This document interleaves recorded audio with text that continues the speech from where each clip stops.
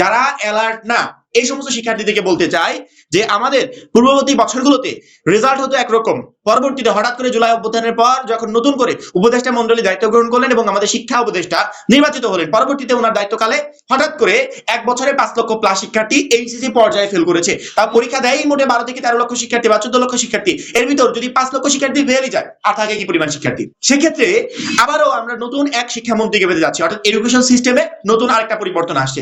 এর মানে এই নয় যে আমাদের প্রশ্নপত্র টোটালি পরিবর্তন করে ফেলবে, আগে প্রশ্ন হতো একরকম, তারপর জুলাই অভ্যুত্থানের পরবর্তীতে হয়েছে একরকম, এখন হবে একরকম, যার কারণে আমরা প্রচুর পরিমাণে খারাপ রেজাল্ট করবো। এটা টোটালি একদম ভুল ধারণা। নতুন শিক্ষামন্ত্রী মানে নতুন প্রশ্নপত্র নয়, প্রশ্নপত্রই আগের সিস্টেমে থাকবে, প্রতি বছর যেরকম হয় ঠিক তেমনই প্রশ্নপত্র রেডি হবে, কিন্তু সিস্টেমে পরিবর্তন আসবে। প্রত্যেকে এসে যার যার সিস্টেমে পরিবর্তন আনতে চায়, তাদের মতো করে সিস্টেমটাকে সাজাতে চায়। যেমন আগে সিস্টেম ছিল একরকম, সেই সিস্টেমে শিক্ষার্থীরা প্রচুর ভালো রেজাল্ট করতো, পরবর্তীতে শিক্ষা উপদেষ্টা আসার পর ওনার মতো করে উনি আরেকটা সিস্টেম বানালো, যে সিস্টেমে প্রচুর পরিমাণ শিক্ষার্থী ধরা গেল।